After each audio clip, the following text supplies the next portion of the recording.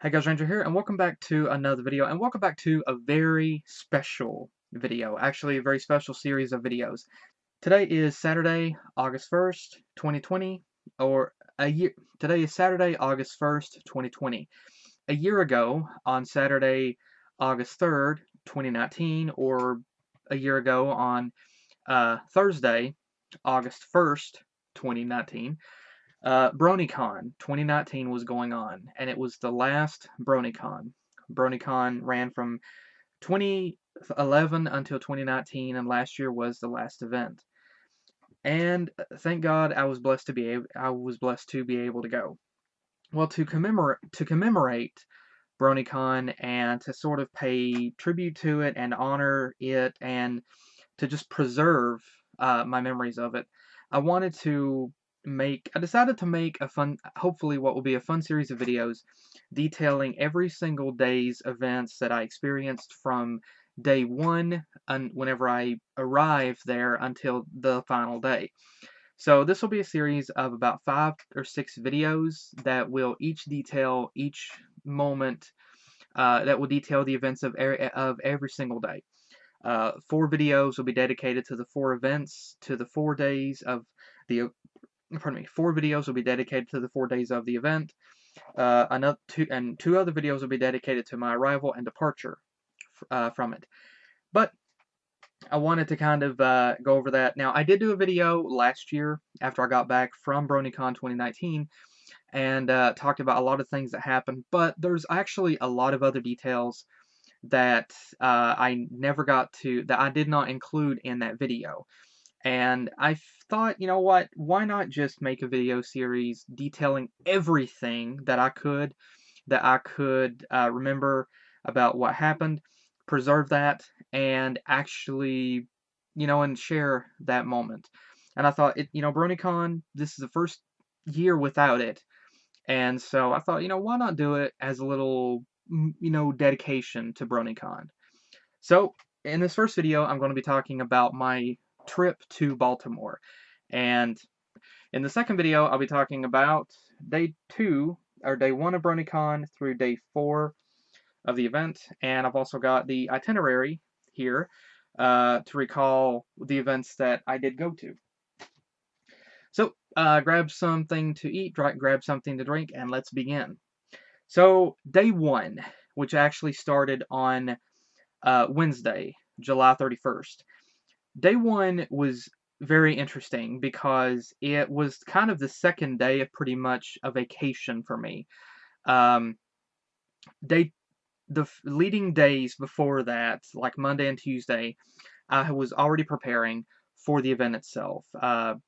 Luggage packed. I packed MLP T-shirts, the shorts that I was going to wear, um, all of the necessities that I thought I would need. And I remember going down to Walmart. I remember going to Walmart, um, like a couple of days before. Like I think it was on like Tuesday, possibly. I think it was on Tuesday. I went to Walmart and got a couple of extra battery chargers just for my phone. Because at the time I had a Samsung Galaxy S3 and the battery sucked in it because it was a little older. Even then it was older. And so the battery sucked. The battery would not hold a charge. Without even using it, just having it turned on but never even using it, in 2 or 3 hours it would go down to 70%. That was bad. So that wasn't even using it. So I remember I went to Walmart and I bought that, and I bought my tripod and my camera. The camera that I got was a Kodak. It was a red, or kind of a reddish Kodak camera, and I bought that and a tripod because I figured I would be taking pictures and recording videos. And let me tell you, that tripod and that camera was a great investment. I use those things a lot. If you ever, like, I know there were plenty of people that I saw several other people that had cameras and tripods with them. But I remember going to Walmart to get the camera and the tripod, and I wore an MLP shirt that I had. And I figured it would probably be my last trip to Walmart before the event. And so I was just kind of celebrating in my own way. Um, And then Wednesday arrived. Wednesday, no, sorry, Tuesday arrived. Tuesday or Wednesday morning, I tried getting some sleep Tuesday night, but I remember I woke up and dozed off all night until probably about 6 o'clock Wednesday morning. And at that point, I could not go back to sleep. I was just too excited. I was running on adrenaline at that point. I just couldn't sleep. So I went ahead, got up, ate a couple of sandwiches for breakfast, and I went ahead and started putting the luggage into the back of my mother's SUV. And so about, I guess about 8 o'clock was whenever we went ahead and left. And I was supposed to meet up with narrator 007, whom I was in contact with, and he was kind enough to offer to give me a ride to BronyCon to Baltimore. And again, I'm still extremely thankful for that. So, narrator, if you're watching this, thank you so much again. I really, really appreciate it. Um, so I was supposed to meet up with him at GameStop, and so we were kind of texting one another. And I remember we stopped at it was my mother, a cousin of mine who also ended up going for whatever reason, and myself. And I remember we stopped at this little convenience store. We got some ice, dumped in the cooler, and then we met up then we met up with narrator in GameStop's parking lot. And so we loaded the stuff into the back of his vehicle, and then we had decided that we were going to go to Subway in Walmart, because the Walmart near me, this Walmart near me has a Subway made into it, so, or has a Subway restaurant inside of it. So we ended up going inside. We got a sub, and we each got a couple of cookies to eat. And basically, we just talked about like MLP and a few other different things while we sat there eating. And then we left Subway, we got in his vehicle, and we pulled out onto 460 and we started towards what was actually Bluefield, West Virginia. We started towards there, and which was like pretty almost like an hour from the GameStop where we met up at. And the moment that we got on 460 and we started heading towards Bluefield, I remember just feeling such a sense of freedom. Like, it was surreal to me. Like, I had, for like 2 years now, for 3 years, I had been longing to get to go to BronyCon, and now finally it was happening. And it just felt surreal to me. It was just hard for me to actually fathom that it was happening. But at the same time, I was taking it in, and we got on, I think it was I-77, and we started towards Baltimore. And I remember just the moment that we hit the interstate, just that sense of freedom just hit me immensely, and I just felt free. I felt like a bird. Honestly, I felt like a bird that had been let out of a cage. And I remember just the trip itself to Baltimore, it went by so fast. It took like 8 hours for me. It took longer for narrator, but for me it was 8 hours, and it honestly, like, did not take it didn't seem like it took that long because we talked about MLP and different things the entire way there. Like, those 8 hours just passed by so fast. It was just so quick. And I remember we drove under um, this brick bridge that went over top of the interstate at one point. And I remember making the remark that Rarity would have loved the the architecture of that bridge. And I remember, like, we just talked the entire way, and it just flew by so fast. It didn't seem like it took 8 hours, well, at all. And we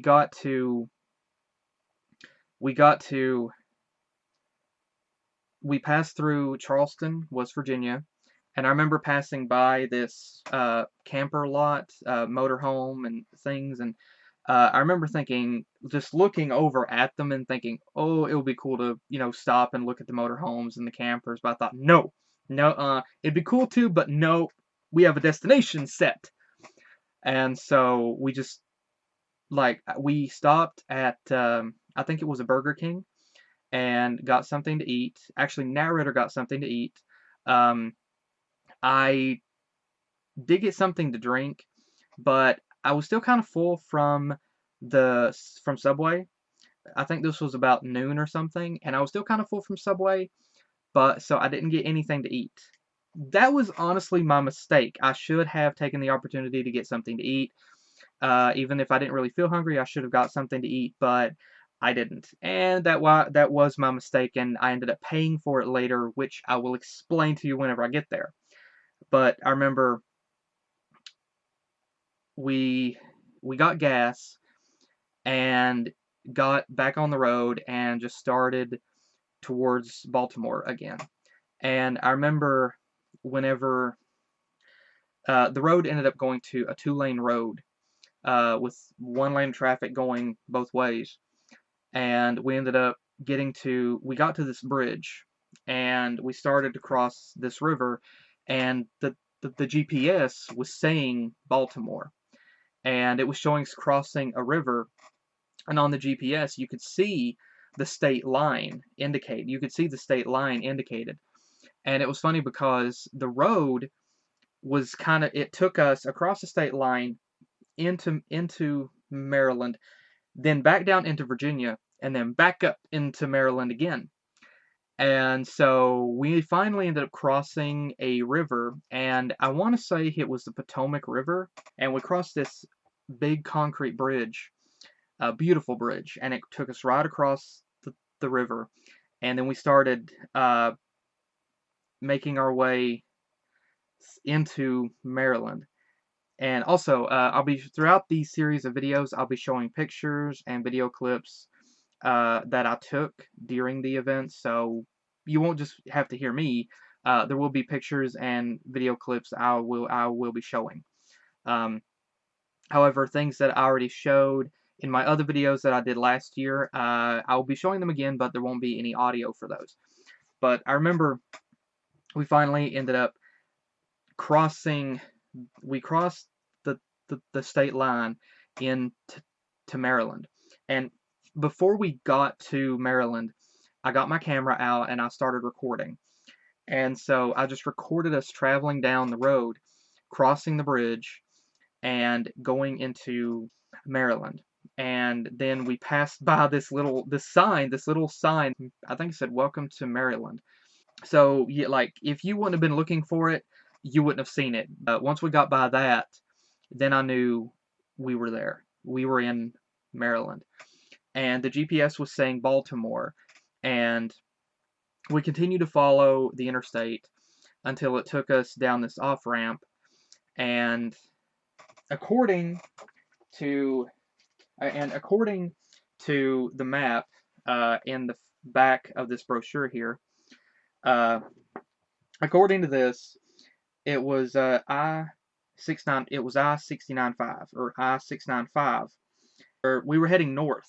Actually, we were heading north. We were heading north, and we took an off ramp that put us, I think, on I-695, and then we made it to this other off ramp, which ended us. The cool thing here was whenever we took this off ramp and we turned down this little, we turned, oops, we turned down this off ramp towards the Baltimore Convention Center, and as we the traffic was backed up. I mean, traffic was pretty backed up. And I remember before we got to Baltimore itself, I remember before we got there, there was a lot of traffic. There wasn't a whole lot of traffic heading towards Baltimore, but there was a lot of traffic on the opposite side of the interstate. And I remember narrator and myself wondering, kind of like, okay, what is going on? Why are there a lot of people trying to get out of Baltimore? What's going on? And so we got to a we got to the off ramp, and it said which way to go. It said, Inner Harbor. It said Inner Harbor. And so we took the off ramp and started around this bend. And I had my camera recording, and we crested this hill, or we crested this upward bend in the off ramp, uh, on the expressway exit. We crested this bend, and as you arrived at the top of it, and it began to turn. Right before you, you could see the inner harbor. You could see the inner harbor just to your right, and in front of you, you could see the city of I mean, you could see the inner harbor city of Baltimore right there on the left. And it was just such a magical moment. I mean, I'm so thankful. Thank God I was recording at that moment that we crested that, and I was able to capture that moment that we just came over top of that, and captured the inner harbor and the city of Baltimore right there. And coming down the expressway to the expressway exit, we're kind of surprised that the expressway exit just basically just ended. Just suddenly, it just ended, and right at the end of it, right in front of you, was the Baltimore Convention Center. And I remember as we turned right, and we started down the street, there were a lot of people already standing outside to get their badges and tickets for the next day. And at first, we kind of contemplated maybe going and standing in line, but by the time we got to Baltimore, it was about 6:30 that evening, and so we didn't really want to have to stand outside in line and wait. So we just made the choice to just go on to the hotel. So we made our way down the street, and we turned left, and we started heading down. Um, it wasn't Pratt Street. I think it was Pratt Street, but we started heading down the street to the hotel, which was the Baltimore Inner Plaza Hotel.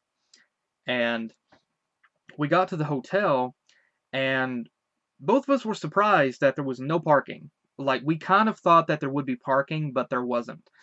So we ended up having to drive on by the hotel, turn right at the first exit, at the first right turn that we could find, and we started trying to drive around the area, basically drive around the hotel trying to find somewhere to park, a parking garage or something. We found an underground parking garage. We found another parking garage on the left side. At this point, we were just basically scouting out parking garages, potential areas to park.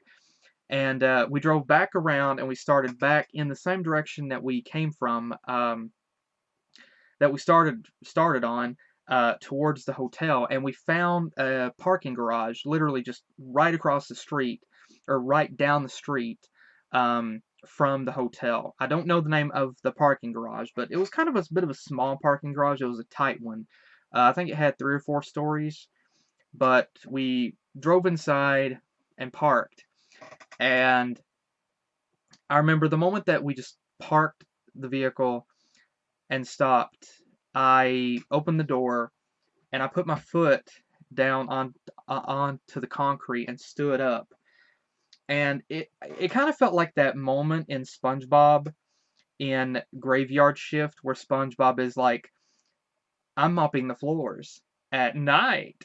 For me, though, it was, I'm standing in a parking garage in Baltimore. And so we saw the elevator that took us down to the first level, and we got some of the luggage out of the back of the vehicle, got on the elevator, and there was a window. It was a windowed elevator, and so you could see part of the city right there. And we rode the elevator down, walked outside, and the moment that I stepped out of the elevator, the moment that we stepped out of the elevator and walked through this small area by this by this machine on the wall that let you pay for the parking, we walked out through this door, out onto the sidewalk, and out into Baltimore. And again, I felt like SpongeBob. Like I stepped out into Baltimore, and I'm thinking I'm standing on a sidewalk in Baltimore, and it was just like so amazing.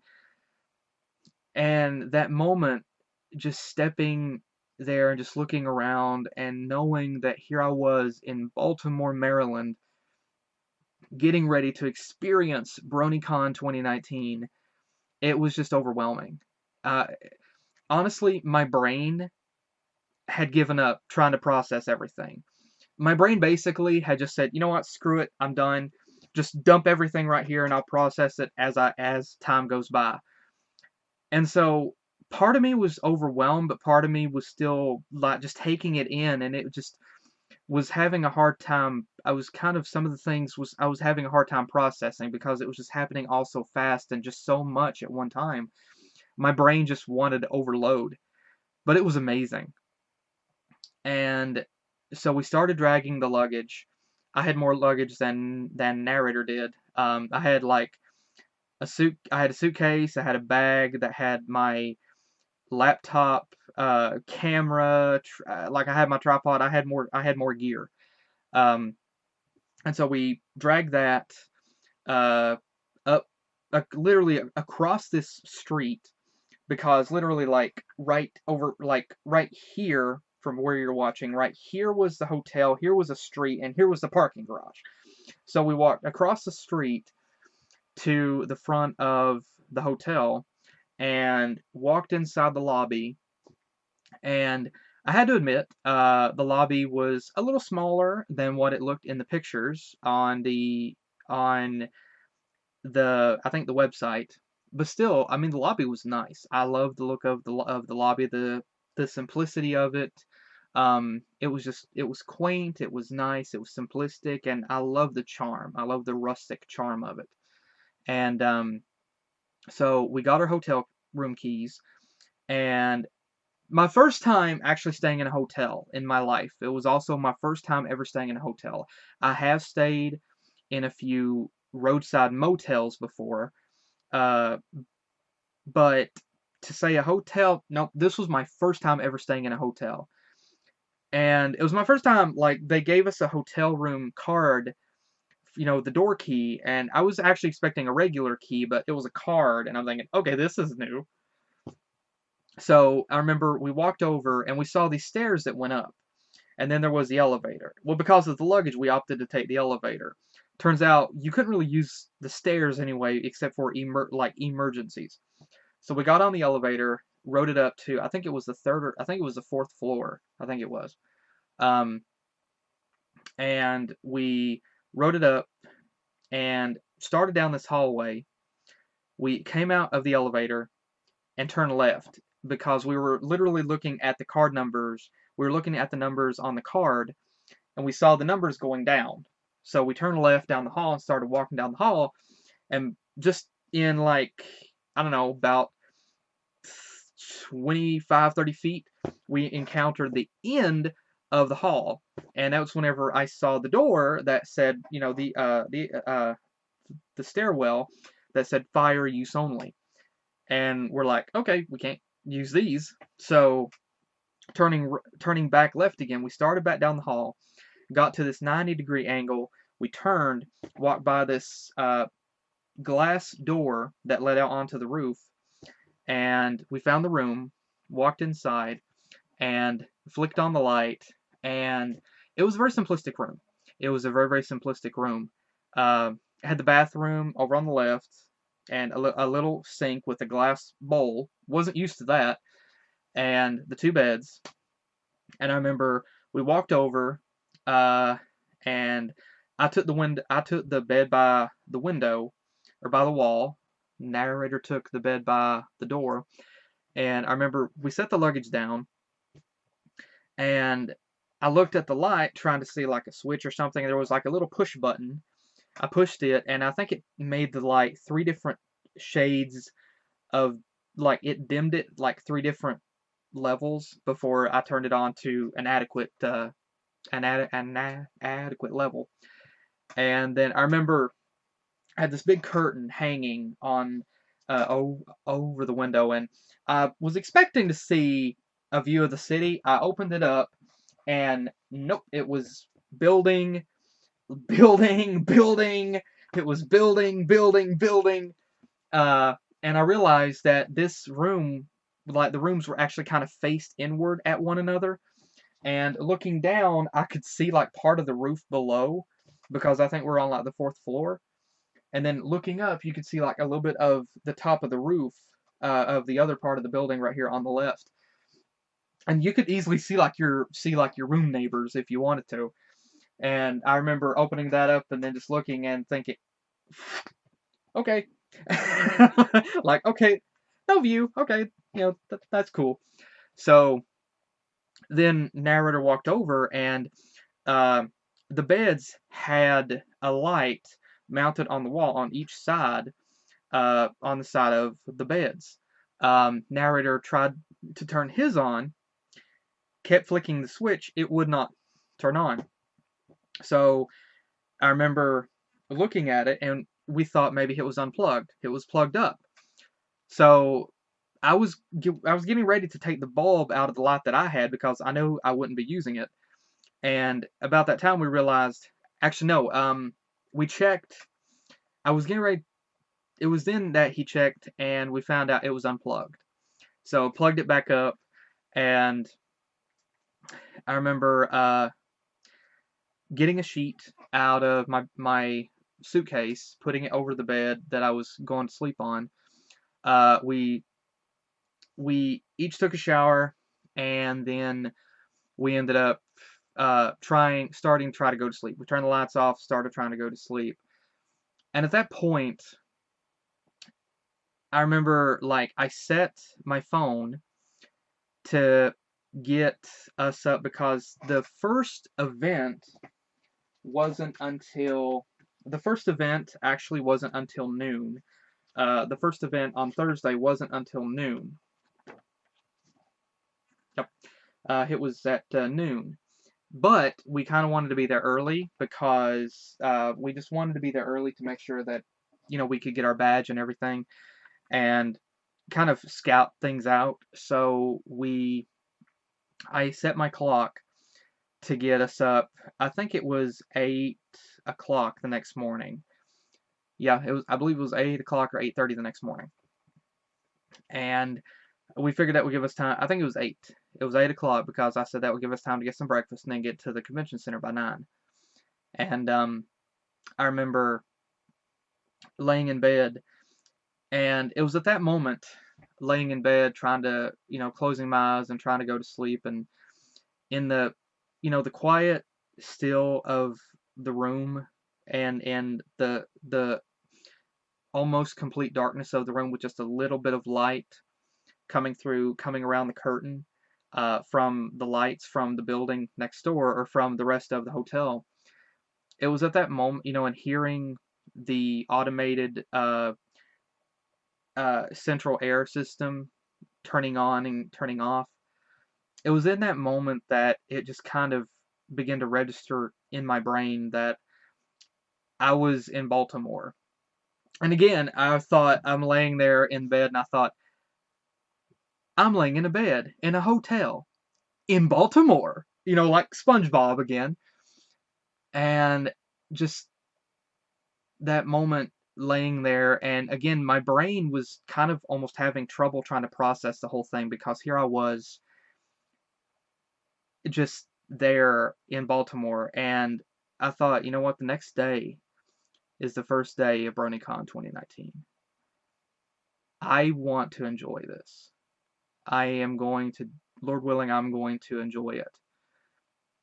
And I'm going to try to make this the best weekend of my life. I want this to be the best weekend of my life. And I remember just laying there and thinking to myself, I'm probably not going to get much sleep, because just the idea that I'm in Baltimore, and it was also something new for me. And like I said earlier, just that moment, like I said, I kind of felt like SpongeBob stepping out into the city of Baltimore and thinking, I'm walking along the sidewalk in Baltimore. I'm in a hotel in Baltimore. You know, but I remember just thinking to myself, this was a big opportunity for me, because it was my first time ever being in Baltimore, and it was the farthest that I had ever traveled in my life. And already I loved it. I loved it so much.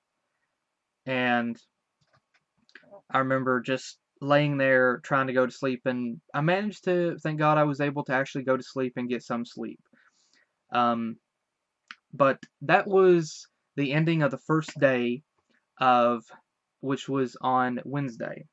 The next video will discuss the first day of BronyCon and the day one events that transpired at that event. So I'll be documenting that as well.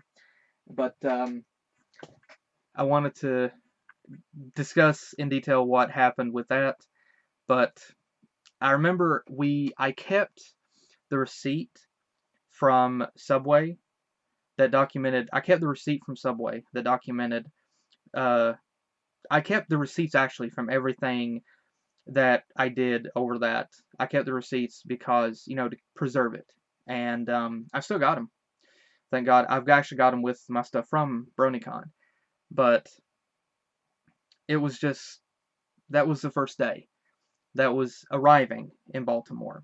And like I said, the next four videos are going to discuss every single day of the event, and the final video is going to discuss me arriving back home. But I wanted to make a video, and this was the first one, and I hope to get these videos. I'm hoping to get the rest of these videos done over the course of the next couple of days. But I wanted to talk about that and describe it. So hopefully you guys can enjoy it as well. But thanks again for joining me. Hope you guys enjoyed, and hopefully I will see you guys in the next video that I do, which will hopefully be the second video in the series. So thanks again for joining me. Hopefully I'll see you in the next video that I do. Take care.